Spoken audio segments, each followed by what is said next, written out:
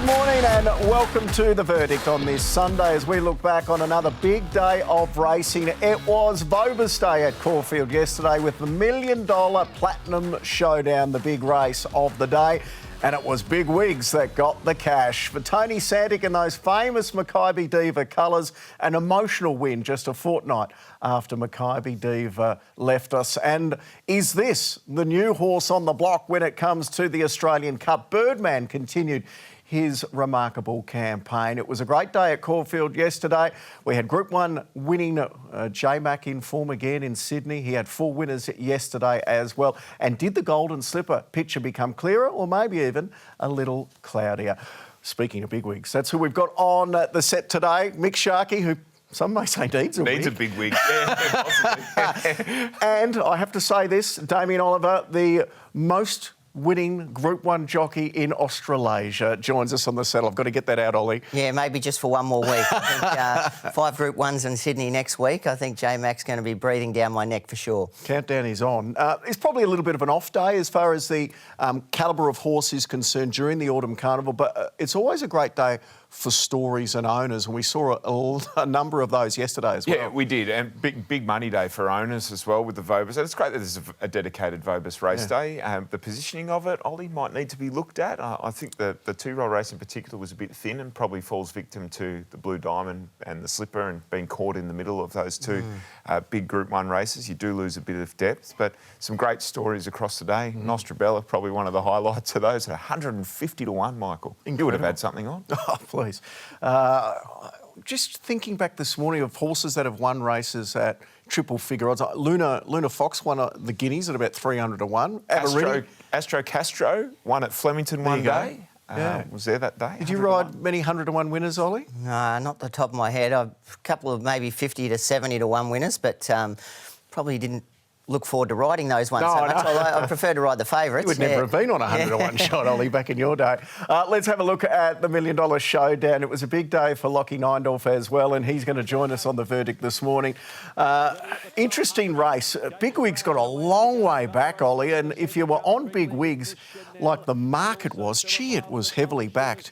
I wonder how you were feeling halfway through the race. Yeah, well, there looked to be good pace in this race. So this horse ran very well his last start at Ballarat behind the good Hayes horse. Medicinal last start. So, yeah, there was a lot of pressure up in front, and the Gay Waterhouse horse, Miss Chanel, up on the speed there, was very gallant in defeat. But you can't take anything away from Big Wigs here. He pulled a lot of ground off her and was, this horse has got a bit of promise, I think.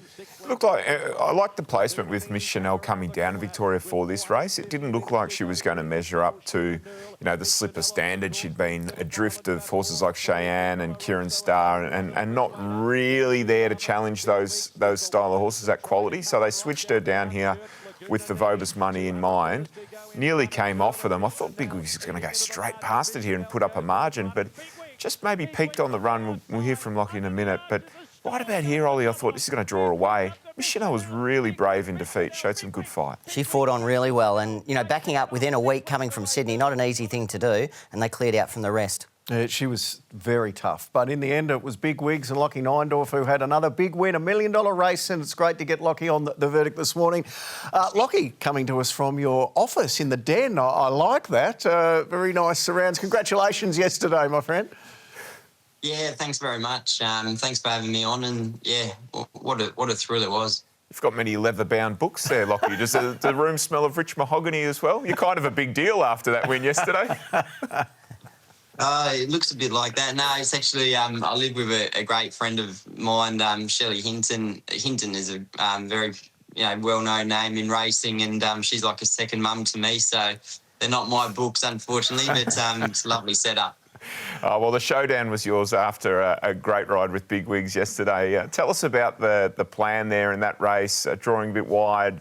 Rather than push on and get caught wide in a speed battle, you elected to go back and let the horse flow into the race? Yeah, I was a bit worried when the barriers come out. Obviously, barrier 12 wasn't pretty to sort of see, but when I sort of dissected the race a little bit more and noticed that the 3 main dangers were drawn inside me, I was quite confident that there were going to be a little bit of pressure. as you'd probably expect for a 2-year-old race over 1200. Always indicates a little bit of early speed battle. So I was happy just to let my fella come back and have the confidence that I would have a really good turn of foot. And he showed that at Ballarat. And with the blinkers being applied, when I galloped him track work, Ollie would know sort of some horses can just jump out of the ground with blinkers on first time. And this horse, to be honest with you, was probably one horse that's I've never felt improved so much with blinkers. So it filled me with confidence that if we were just to do no work for the first half of the race, he was going to have a really strong turn of foot. And, well, that's exactly what he showed yesterday. Lockie, do you think there's more in store for this horse this campaign, or after that run, what do you think, or will he go for a break now? What are you thinking is still on the horizon for this horse? It's a good question. I'll leave it up to Phil and the team, but look, he's won so well, and he's beat, Miss Chanel's no slouch of a horse and very tough in defeat. I don't know whether they tip him to the paddock and take care of him. He's already gone over to Adelaide and then come back, and that was arguably his grand final. So I don't know what else there really is on the horizons for him this preparation if they were to keep him in work and ticking over. But I'm sure Phil, Tommy and the entire team at Stokes and the ownership will have a good debrief about that and do whatever's the best option for the horse. Nice to get another big win for Phillip Stokes, who obviously has been so instrumental in your career, but even more so to do it in those colours, the Maccabi Diva silks, and there were some remarkable scenes in the Mounting Yard after the race, and even you mentioned it that the moment wasn't lost on you. You felt fairly emotional after the last couple of weeks and the loss of Maccabi Diva. Yeah, it was very special. I mean, to see Mr. Santic, get a little bit emotional. He's won, the biggest races in Victoria, and so to see it sort of bring a tear to his eye meant a lot to me. And it's a privilege to wear these colours anywhere, let alone win any race or a big race like yesterday in them. So it meant quite a lot, and I think you could see that on Mr. Santic's face. And it was very special. Lockie was a bit lucky, wasn't he? Because some of those owners you've got a close connection with. Didn't they try and kidnap you after a race? Yeah. Daniel Ganji and Brett Griffith and the crew, they were in Steel Prince when I won on that horse in the Andrew Ramsden qualified for Melbourne Cup. They carried me from the Mounting Yard to the jockey's room. So you're lucky you didn't get sabotage there, mate. Anything could happen with those. They know how to celebrate, those boys. Yeah, it looks like it. I think they were putting the Maccabi Diva hats on the horse after the race and everything. And I got a video from some of the owners that were over in New Zealand, and they had he sent me a video, and him and his mate, who owns a stallion, Gold Standard, had their tops off cheering and was abusing me for the first half of the race and cheering for the second half. So it was great to see. Good stuff. Hey, track played interestingly yesterday, Lockie, because we were 9 metres out. We were talking before, Ollie, about how halfway through the meeting everyone wanted to get out wide. So how did you read the track yesterday, Lockie? Upon walking it, I did think that the first sort of 3 lanes were going to be a bit affected, and by the sort of middle stages of the card, they would be coming out a little bit further on the track. But I didn't anticipate that they'd be, I suppose, getting out to that extent. I think a horse, I can't think of it off the top of my head, sorry, but a race or two earlier come right down sort of the outside lanes to win. And I think that probably over-exaggerated the track pattern from that stage onwards, and everyone was following the leader a little bit. I walked it after Big Wigs before the Vobis Guineas, and I thought the first 4 lanes for sure had been affected, but from lane sort of 4 or 5 onwards wasn't too bad. So, it was interesting. It definitely made for an interesting day's racing, but overall I thought from the middle out wasn't too bad. It was interesting watching Geordie Childs ride on the runner-up, who was enormous, Miss Chanel.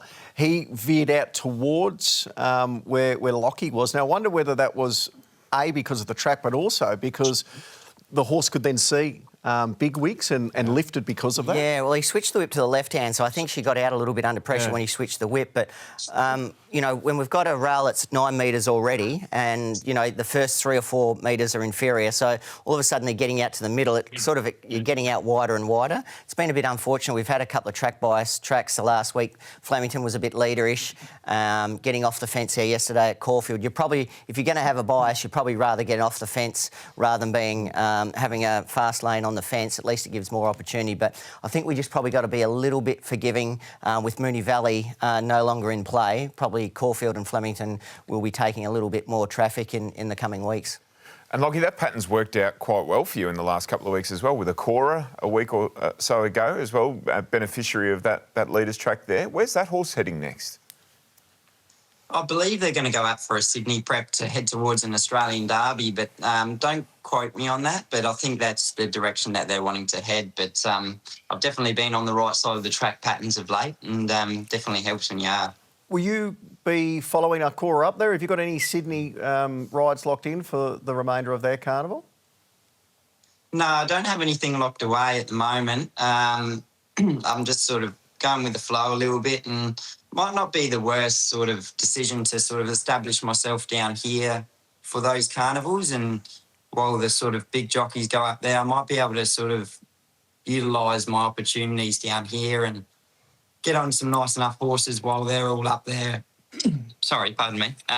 While they're all up there and sort of, you know, chasing those big rides, it probably opens up a few more, you know, opportunities down here. Well, you've been kicking plenty of goals and you've been willing to ride everywhere. You're currently second in the Victorian Premiership. You're 6 wins behind Motti. Is that a little goal that maybe you've set yourself for the Premiership this year? To be honest, it's sort of coming to, you know, thinking like that a little bit. It's funny, when I first come over here at the start of the season, myself, my manager and my great mate and foreman James Jordan were sort of setting a few goals in place, and we just sort of thought if we could pick a couple people off this season in the Premiership, we'd be happy. And I'd never thought I'd be sitting here in the position that I am, and never take it for granted, and always grateful, and still always got a lot to learn. So it's good to set fresh goals, and I think my main recent goal was to get to 100 winners for the season. I think that's very fulfilling if I could achieve that. So we'll work on that and see how we go over the next couple of months, and see if we can wear down Jamie Mott, who's also riding in fantastic form as well. So more important issues now. Lockie, are you and Trumby Nolan getting on okay again these days? Yeah, we are. It was funny. I was sort of like, obviously ride a lot of my work for Phil at Pakenham, so we see each other on a regular basis. And, you know, I think it was about a week afterwards, every morning I'd say, "Morning, Trumpy." Nah, nothing. And then it was after he went in and he got his time reduced the next morning. I said, "Morning, Trumpy. Hey, Lockie, how are you?" Amazing how Group 1 winner makes you feel a little bit better. So no bumper cars on the way in and way out on the track in the morning so far. No more bumper cars. But even I think Peter Moos was he was getting involved in it and stirring the pot every now and again. He I think one jump out morning he said, "Oh, why don't you go sit in the car with Trumpy in between jump outs?" And but no, it's all a bit of a laugh, and we saw the funny side of it, and we've moved on, and I've got great respect for Luke, and he's a great rider, and I always will look up to him no matter what. So all is good there. It doesn't sound like Moods to be stirring the pot, does it? Might have to put you in barrier 1 and 6 for the jump outs for a while. Lockie, well done, mate. Congratulations yesterday. Another big win, and you're kicking plenty of goals this season. Good luck as it continues. Thanks very much for having me on, guys. He's a great addition to the Victorian riding ranks, Ollie, isn't he? Yeah, he's come back a more mature rider than when he was here as a young apprentice. Probably learned a lot from that, going back to Adelaide, and certainly come back a lot more prepared, and he's riding well. Yep, absolutely. We'll take a break on The Verdict on this Sunday morning. I hope you're having a good Sunday morning. We'll continue to look through the Caulfield card. We've got Group 1 action from Sydney still to come. We'll also catch up with Cindy Alderson. Jigsaw did it again.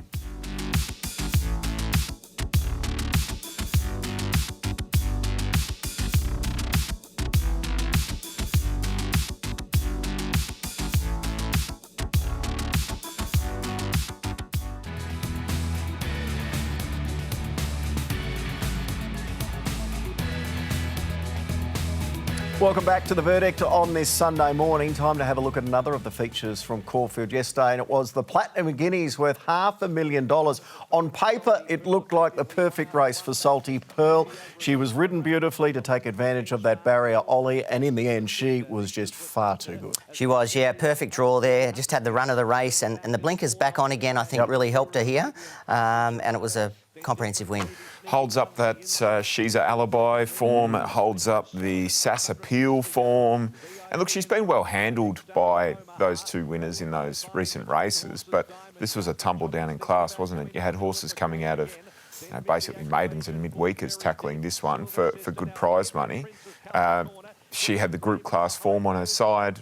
The beautiful ride here just really helped, and John Allen at his best. Yeah, nice one to follow from back in the field, and the red colours just getting a gap now. Storm Leopard, I think it's a nice one to follow. Yeah. Nice 3-year-old there, progressing well. Do you forgive Different Gravy? I thought it was a bit flat because it was on the inside.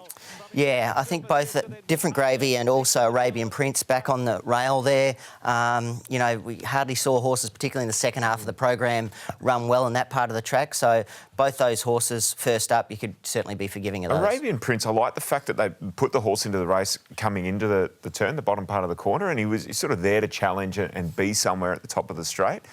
You'd think both would be on a South Australian Derby preparation. That'd be where they'd be thinking. Queensland as well, probably on the cards. So they're in the mix for those races. Yeah. Johnny Allen, another good win for Kieran Maher. Let's hear what he had to say. It worked out very straightforward, to be honest. She began cleanly.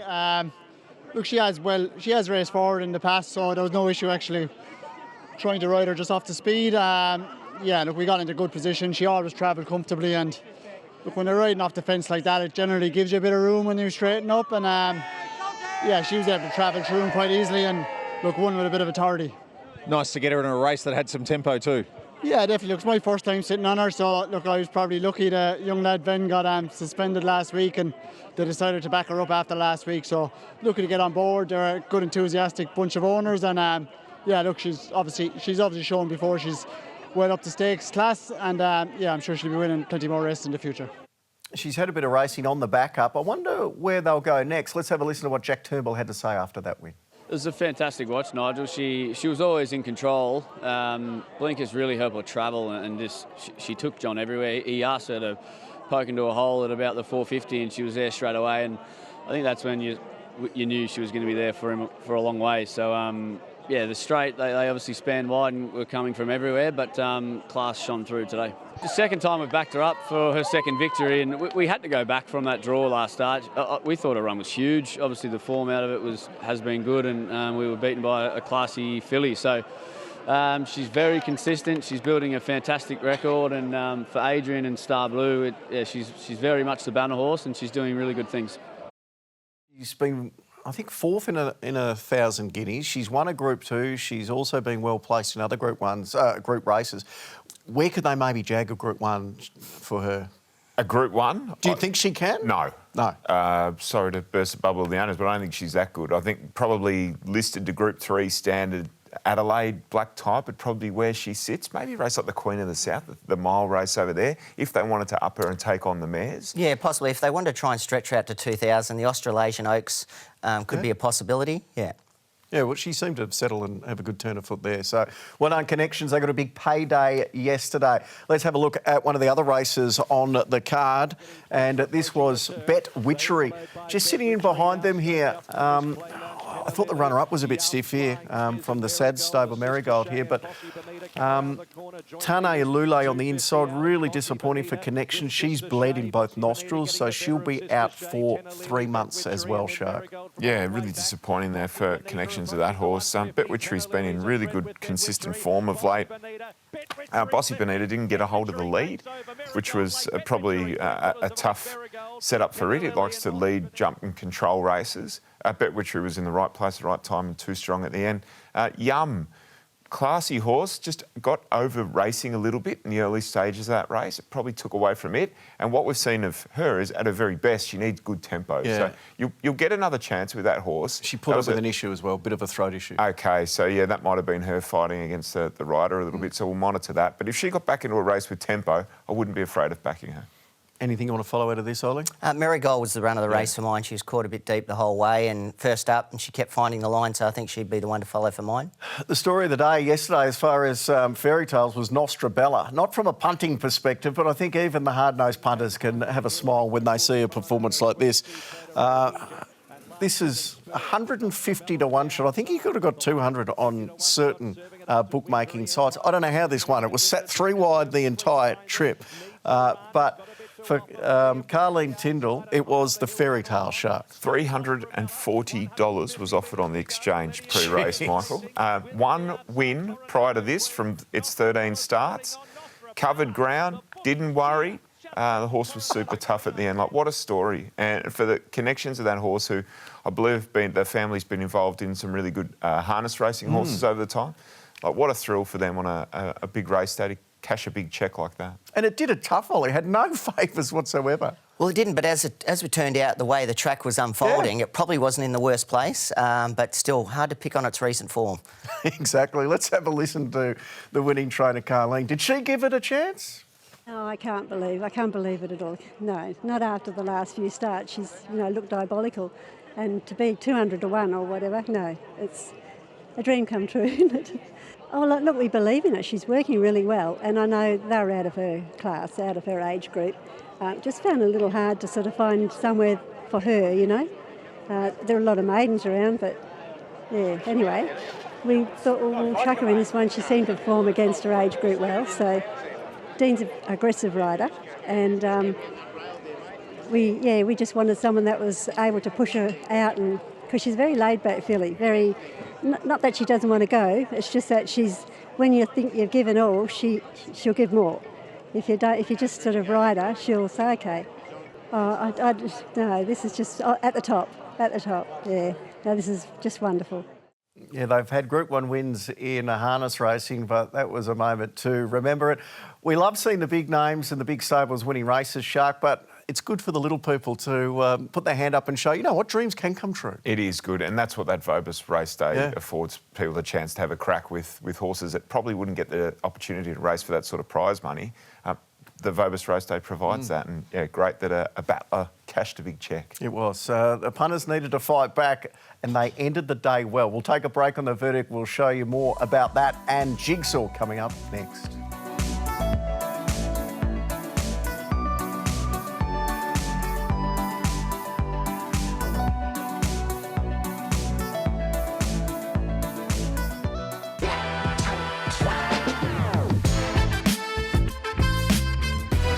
Fujita Sand, an extra rush, then Stylish Secret a length away. Extra rush kicks on the inside, 50 to go. Just in front of Fujita Sand. Stylish Secret coming an extra rush. Photo finish close. It's Gentle Steel kicking 2 lengths in front of O2 Good and Photograph. Gentle Steel is going well, and Gentle Steel all of the way. Harry's Yacht wants to lug in. It's on one rein. It's doing a bit wrong, but it's taken the lead, Harry's Yacht, and sailed on by. And Harry's Yacht won it by a half El Duca.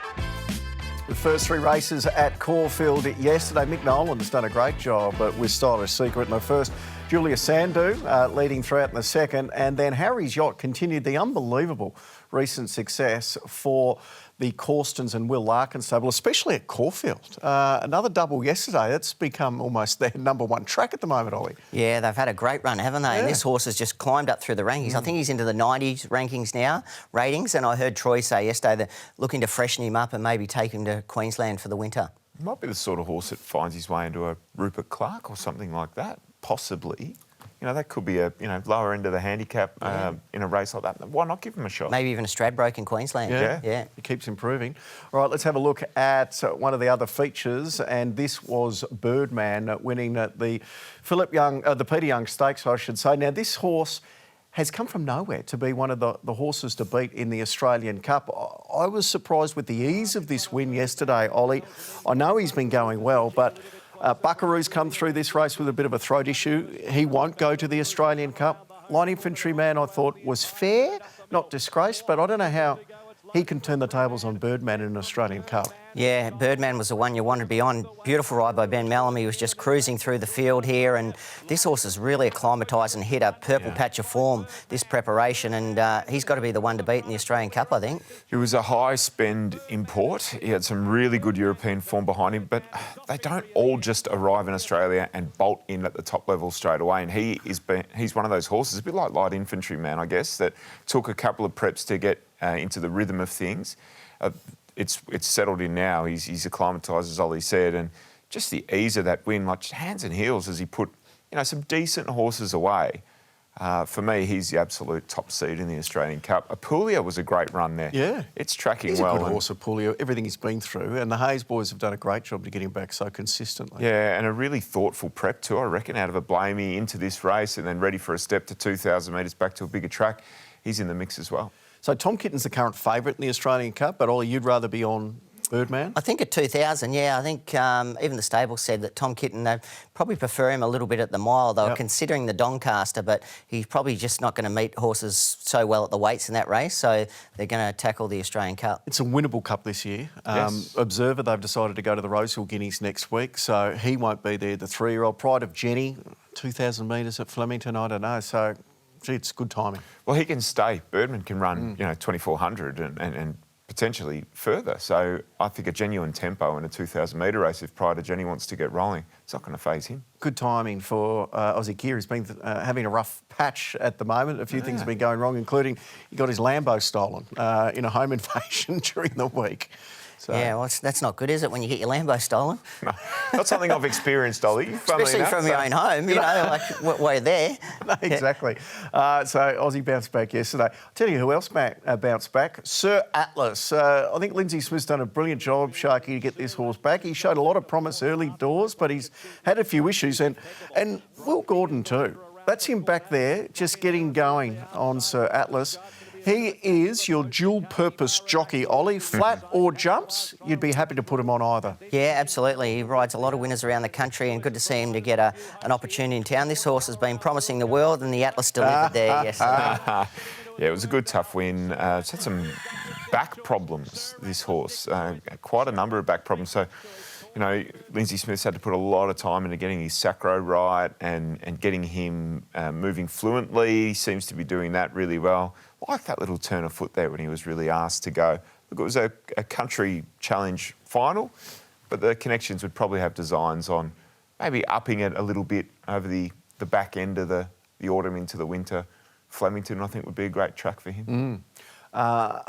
Ollie's been working on that all morning. You delivered it magnificently as well. I thought it was very good.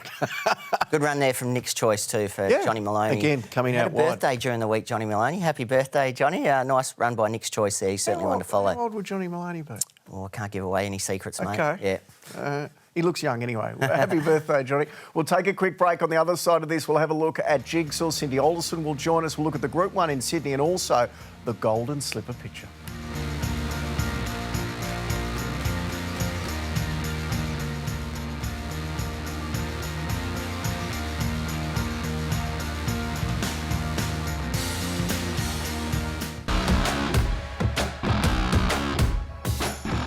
Racing.com delivers all you need for the racing week ahead.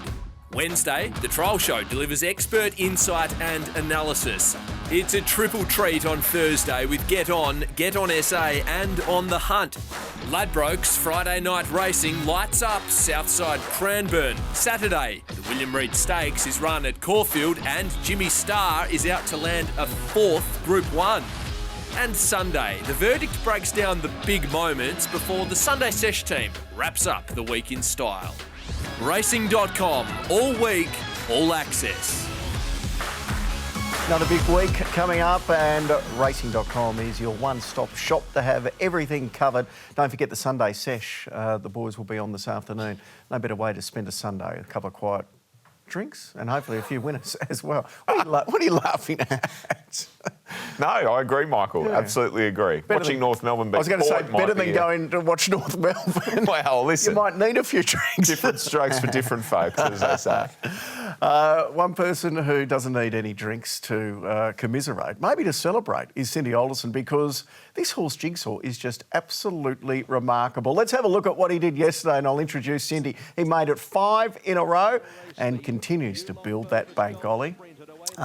This horse in a rare vein of form, isn't he? I really fancied him for this race, but when they were racing so wide, I thought horses in front can lose their advantage, but they really sat off him. He was able to control the speed, and a nice Logan Bates really clicked with this horse. They've got a great affinity, and he just controlled the race from the front, and he's just going so well. He just he killed them there yesterday.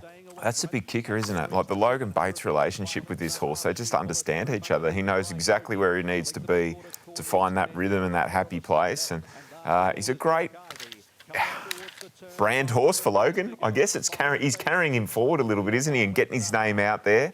It's a terrific partnership to watch. And look at him, he's just loving it, isn't he? Jigsaw, skipping around the corner here, putting a margin on them, easy as you like. And that's the thing that struck me the most, was like he looks like he's having so much fun. His ears are pricked, he's out there doing what he does best. And I'll bring Cindy Alderson in now, because Cindy, you've done a brilliant job with this boy. He's been a good 2-year-old from Blue Diamonds to where you've got him now, and bringing him back from a Group 1 over in New Zealand's no easy task. But I dare say he looked like he's almost improved again. Congratulations yesterday, Cindy. Thank you, Michael. Yeah, no, look, it's been a hell of a ride, that's all I can say. Cindy, it has been some sort of ride too. I remember this horse, our old mate Matt Stewart, tipping him up to win a Blue Diamond way back when. And then at 7 years old, he seems to be in the best form of his career. Has he had a horse? Has he been a horse with issues during his career, or has he just been a work in progress? No, he's actually been incredibly sound, and I think he's just, testament to a horse that can race at 2. There's actually quite a lot of documentation for all those doubters out there that horses that race at 2 generally race better and for longer if their careers can, sustain it and they're not like the breeding barn. So he's always been sound. Mentally, probably not as sound, but the experience of old age and lots of racing and going places, it seems to have enabled him to use his asset of sustained speed a lot better now. He'll back it off when he needs to, which he wasn't doing before. He probably got a little over-anxious there towards the end of the time when Daniel Moore was riding him, and he was, getting pressured a little bit in those Group 1s like the William Reid when he went up against Imperatriz. And he's a very much a confidence horse, so when his confidence is up, you can just see him there with his ears pricked. He's loving it, and Logan really, really gets him, and they trust each other a lot, and I think that counts for a lot on the racetrack. So where to from here, Cindy? Have you had the phone ringing for races like perhaps the Quokka in Perth or the William Reid next week? Could you back him up? Where are you thinking you're going to go from here? I've got a few days, Damien, so I don't make a decision today, but he's in really good order. I'm actually at the stables now. He's eaten all his feed and he's bright as a button.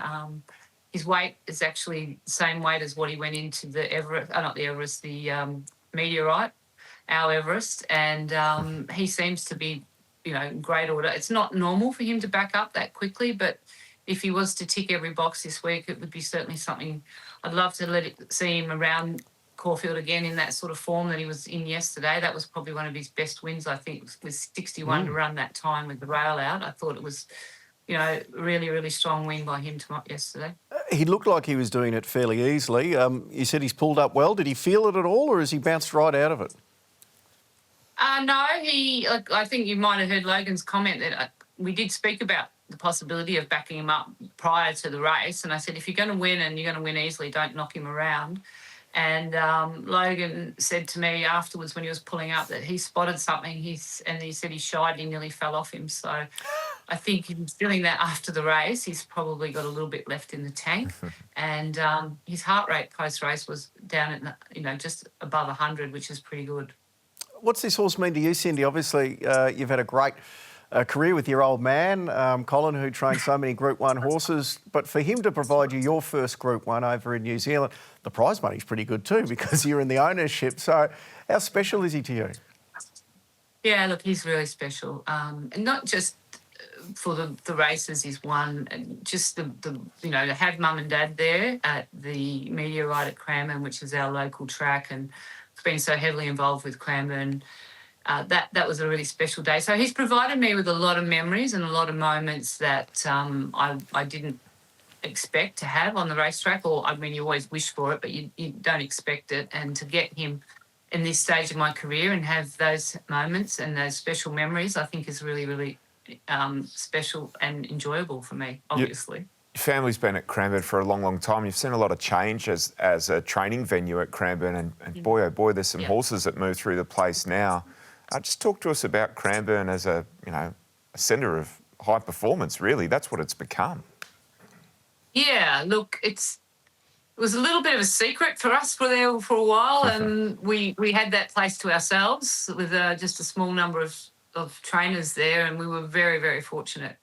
And quite a few people would come and ride there. I remember Glenn Voss came and rode on the grass and said it's the best grass track he'd ever ridden on.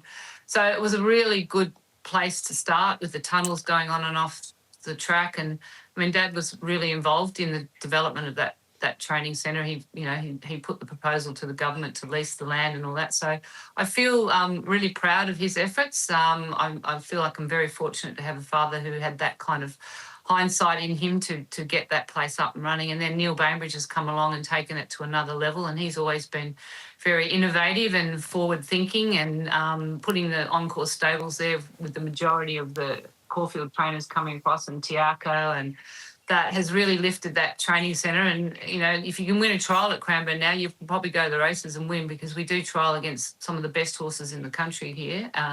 So it keeps you on your toes, that's for sure. Cindy, well done. You had a 2-year-old that ran quite nice on debut. I know got beaten a fair way, but was a good debut in the showdown yesterday as well. So you've got a decent stable you're building around Jigsaw as well now.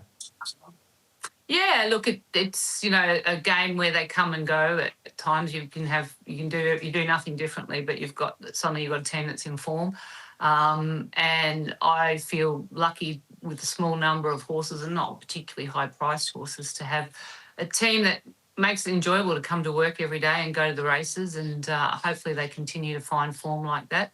The 2-year-old, I think, will be a nice horse in time. He's probably going to the paddock now for a little operation, because he wasn't badly behaved at all yesterday, but he's a colty little fellow, and I don't think he's probably well credentialed enough to retain those particular assets.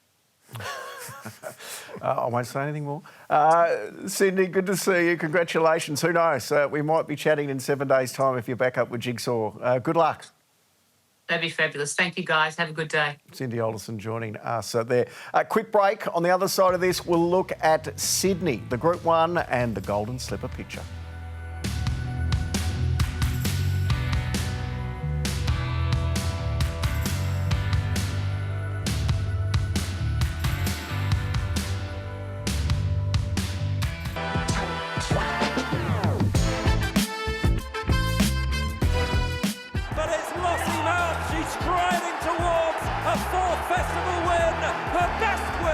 Lossiemouth has left them trailing, and Lossiemouth is the champion hurdler. And he's clear by 6 lengths over Jangda Bay in second, and racing inside the final furlong. It is Gaelic Warrior, who is powering up to Cheltenham Hill. He's clear now by 8 lengths, up to Waterline. The Gold Cup goes to Gaelic Warrior.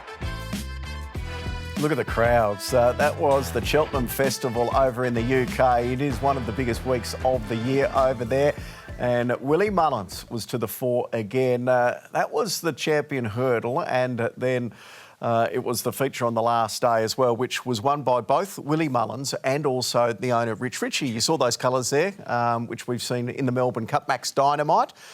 First time in history an owner has been able to win the 2 features at the Royal Ascot Carnival. And they were dialed right in after Lossiemouth won. Gaelic Warrior, everyone was, the groundswell support coming for that horse was huge leading into that Gold Cup. A lot of conversation around the track at Cheltenham this year that it was on the firmer side. A couple of key withdrawals not far from some of the running of the big Grade 1 races over there, but a great week of racing.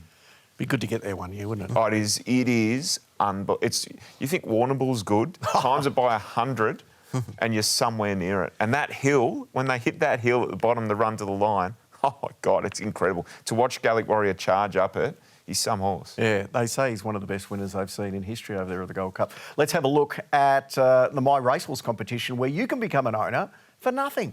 And not just any horse, a half-brother of the Group 1 winner, Star La Creek. All you need to do, get your phone out, scan the code there, and you will go into the running for My Racehorse. Go to the My Racehorse page, terms and conditions there on the landing page. But we will announce 5 micro share winners on the Verdict podcast tomorrow morning, with Sharky Cardiorio from the MRC will also be joining us as we look back on a big day yesterday, and we look ahead to William Reid Stakes Day as well.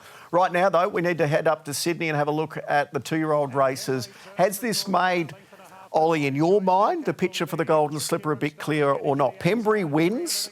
Text Tony Gollan this morning. He said all intentions are to pay the $150,000 late entry. She's won away into the Slipper, and if she has a good week, she'll be running. Yeah, well, she draws well. She's going to be in the mix, isn't she? It's a very open Slipper this year. I think barrier draw is going to be really important, and she's one of the chances if she draws well. Beautiful moving filly. We didn't see that action from her in the previous race in the Sweet Embrace when she was a little cluttered up between horses and just wanted to switch on and off. Let Stride there yesterday, controlled the race and skipped clear. J-Mac rode her yesterday. J-Mac has also ridden Cheyenne last week. No decision on who he rides in the Slipper. There's a little bit of debate as to who he's locked into. He was, I think, waiting for the Coolmore horse that we'll have a look now in the Colts and Geldings, one that needed to win its way in but didn't. Some talk from Trent Mason, who's very good with the news. Follow him on X, and he's also going to be writing a lot of stuff on racing.com saying maybe an international jockey comes out for Pembury. We know Zach and Hugh are coming out for next week, so maybe one of those two could be in the mix. Okay. All right, let's have a look at the Colts and Geldings. Paradoxium won last week, Warwoven this week. Same owners, same trainer, Rachel King on board Warwoven. Sharky, again, I think it's a situation of barriers. If this horse can draw a nice gate, it's got a definite winning hope in the Slipper. He just relaxes so well in running. He puts himself into good attacking positions up near the speed. He's got a little turn of foot there. He sustains it to the line, and he does most things right. Whereas Central Europe, you could see him when he was let off the leash and asked to chase early in the straight, just wanted to sort of run about a bit and lug in a little bit on top of horses. He raced keenly in the early stages too, Central Europe. He didn't get it right. We didn't see it in the early parts of that race, but he was over racing. So he's obviously a nice horse, but might have just come a bit too soon for him. The horse getting home out wide there, Persian Wonder, I liked his run from a more a Sires, perhaps a Champagne sort of run, getting out a little bit further. He's got one to keep an eye at. Who would you have on top of the 2 Bjorn Baker horses at this stage, Ollie? Warwoven or Paradoxium? Oh, not a lot between them. You know, I think it's like I said, it's been pretty open all the way through. I think barrier draws are going to be so important. Yeah, it will be. Victorians, you still keen on our chances to finally win another Slipper? Yeah, very great chance. Once again, if they draw well, Streisand, she's done nothing wrong. She seems not the high-profile horse, but if she draws well, she's going to be a great chance as well. Yep. All right, let's have a look at a couple of the other features in Sydney yesterday as well. And Vauban, he went back-to-back, Sharky, slowly chipping away at that big price tag, winning another Sky High Stakes. Yeah, he was the right horse in the right place here in running. Do I want to take him out of this race? Probably not. I think Soul of Spain is a very strong chance in a Sydney Cup. He's finishing off there into second. It was a very good run. And Valiant King was better than it probably looks on paper too, because they didn't go an overly strong gallop. We know Valiant King wants tempo to finish off, as he got back in the spring when he was really thumping the line off decent tempo races. So just be a little bit forgiving of him. He doesn't look to be quite in the form, Valiant King, that he was last spring, wasn't he, though? That's fair to say, yeah. He put it all together for those 3 or 4 runs. Yeah, so far these 2 back. I'm willing to give him one more, Ollie. Just one more in a stronger race. All right, listening to Adrian Bott, I don't think they're even going to head to the Sydney Cup with Vauban. They're going to aim everything towards another tilt at the Melbourne Cup in the Spring Carnival, so watch to see where he goes next. Let's have a look at 60s. It was a short price favourite of the day, Ollie. $1.50 this got into. It looked his race in the Far Lap Stakes coming through the Australian Guineas, and he just proved too good in the end. Yeah, he sat outside the lead in a pretty easy tempo sort of race. Look at Federalist hit the line here. You just got to take him to the Derby, surely, this horse. I mean, he didn't get there in the spring, but he's a horse that's just screaming out for 1.5 miles for mine. Yeah, back in the field too, Panova wasn't too bad finishing off there. Tempo was against it as well from where it settled. But, yeah, the pace dictated the result there with 60s in the right spot. Waller's got an embarrassment of riches when it comes to a Doncaster, but his name's been thrown up as far as maybe a potential for the Donny. How do you think 60s would go? Others preferred. Really? Okay. He's going to get him pretty light, though. He'd have to be a chance. Yeah, he'd be down on the minimum with a lot of those 3-year-olds, but he's going to run into She's Alibi there on 49. Yeah, I'd have her margin, like quite a margin ahead of him. That was the big news during the week. Confirmation from Moody that She's an Alibi goes. Jamie Mellon will ride at 49 kilos, given her a few weeks to get down to that. Now the question is, do they take her on with Autumn Glow, because there's 7.5 kilos difference? Would you take her on, Ollie, if you want to keep that picket fence going and unbeaten run? Well, if that's your priority, keeping her unbeaten, you'd be questioning whether you take her on. 7.5 kilos is a lot of weight, especially for a gun 3-year-old filly to be giving her, but it's whether they want to decide that or stretch her out to the 2,000 of the Queen Elizabeth. But there's plenty of options, just whether they want to take her on. Fair track, good barriers for both. Can she still beat She's an Alibi carrying 7.5 kilos more? If I could ride 49, which is well past me these days, I think I'd rather be on She's an Alibi for sure. Yeah, what do you think, Sho? In a handicap, She's Alibi. Yeah. Yeah, I'd love to see the clash. I don't know if we will. I think She's an Alibi. She's into $2.20 now, so good luck to those who took the earlies and got the price on She's an Alibi. Let's have a look at the Group 1 in Sydney yesterday. 4 years in a row, Chris Waller has won the Coolmore. J-Mac, Group 1 win 128. Ollie? Yeah, he's only a couple behind. I think he's a very short price favourite to knock me off next week with 5 Group 1s on at Rosehill. He had the perfect run in the race, just tagged Ole Dancer 3 wide with cover, and she was too strong. But a good effort carrying 58 to win that race, giving a lot of weight away to some good fillies and mares there. I'll tell you what, Viviere's come back really well and had a really good, consistent prep last time. First up into that race and really thumped the line, just had to negotiate a few that were going up and down in one spot. She's a horse to follow from the race. Well, J-Mac spoke yesterday on Channel 7's coverage about the win and also what it means to be getting closer to the GOAT. When you saw Arctic Glamour flashing up on your right, what did you think? I mean, you got the best out of her today. Oh, she tries. It wasn't me, it was her just really biting down on the mouth guard and having a really decent crack. And I thought she was all out on with 100 to go. It's just that will to find the line is something you just can't teach them, you can't train in them, they just either got it.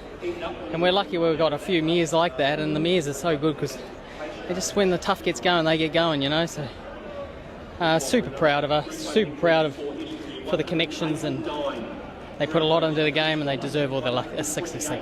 They sure do. 128.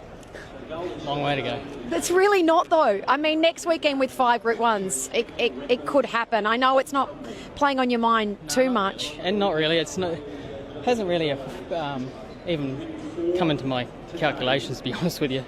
If it gets there, it gets there. But it's a funny feeling because Ollie's so great, and it's I don't feel like I should be in that echelon just yet. But got a long way to go, and I feel very privileged to be in a position where I'm getting there slowly, you know. Stay humble, well done. Yeah, humble is a good word, Em. He speaks so well. Ollie, be honest, how does this make you feel? It's a record that you probably haven't had the honour for long enough, and it's about to be overtaken. Yeah, well, you've got to commend J-Mac to get that record at like 34. I mean, I was 51, I think, when I did it. So, you know, it just shows you how quick he's done it. But, you know, I kind of like, I get why he's saying, you know, he's not thinking about it. I'm sure it's in the back of his mind. But if you start thinking about that, then you're not actually thinking of what's right in front of you and winning these big races, which, I mean, he's got great rides in them all the way through coming up. So I think it's going to be knocked off pretty sooner rather than later, that's for sure. Do records mean much to you, though? You've won every great race. When you look back on your career, how important are those types of things? You know, when I was doing it, it's not something I was really setting out after either, because you just want to be competing in those big races, winning the big races, and that's more what you're sort of concentrating on, what's right ahead of you rather than what's going to be the end result. And I think that's what, you know, you can hear what J-Mac's saying as well. Well, he's got Autumn Glow next week in the George Ryder, tick. He's got Aliana in the Randivette. Something would probably have to go wrong. Generosity or Biasa maybe in the Galaxy. Yet to be determined what he rides in the Golden Super. So we might need to bring a baby goat in next week for you to hand over to. Baby goat. I'll bring one out of my backyard. Yeah. Hey, speaking of goats, we don't do this often, but I wanted to show this. Leap to fame. Speaking of goats. Larry, as he is known, he won his second Miracle Mile last night. He did it tough. I watched this race last night. You don't win Miracle Miles like he did. That's him outside the leader there. And then he looks like he's going to be challenged and he lifts again. Have a listen to this for his career statistics. He's now won $5.8 million in prize money, the most ever won by any harness horse in Australasia. That was his 66th win from 88 starts. Only 5 occasions that he's finished further back than first or second. Wow.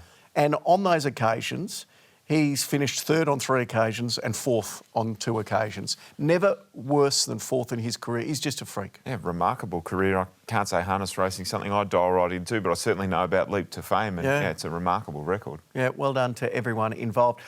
You may not be a big harness fan, Sharky, but you don't mind little horses and ponies. I can't believe you took this to a lunch during the week. Your own little teaser pony. Well, this is a sneaky Friday lunch that I was very gratefully invited to by the connections of Streisand, the GFY crew. They've put a little lunch together to get ready, looking forward to the Golden Slipper.